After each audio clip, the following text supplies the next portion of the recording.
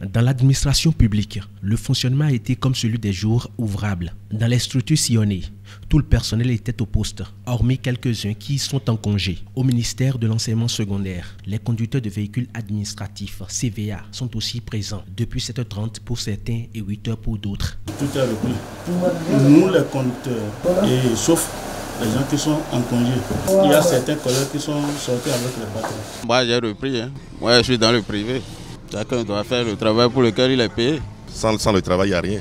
Des cahiers de présence au poste auxquels nous avons accès témoignent bien aussi de la rigueur qu'imprime ce ministère au personnel pour l'atteinte des objectifs. Ici, on est au poste très tôt le matin. Avant 8h, il y a même un cahier de présence institué par le ministre. Tous les responsables sont tenus à leur arrivée au poste de remplir ce cahier. Comme vous l'avez constaté vous-même, le principe de la ponctualité émis par le ministre dès sa prise de fonction est respecté, même au lendemain des fêtes.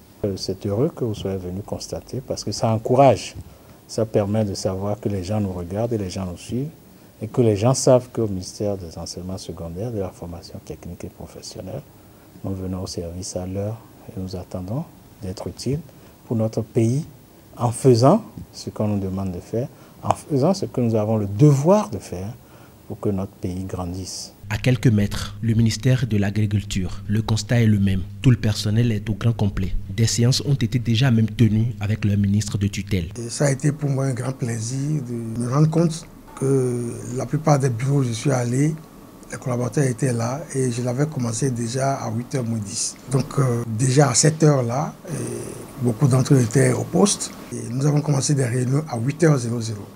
D'abord avec le ministre lui-même.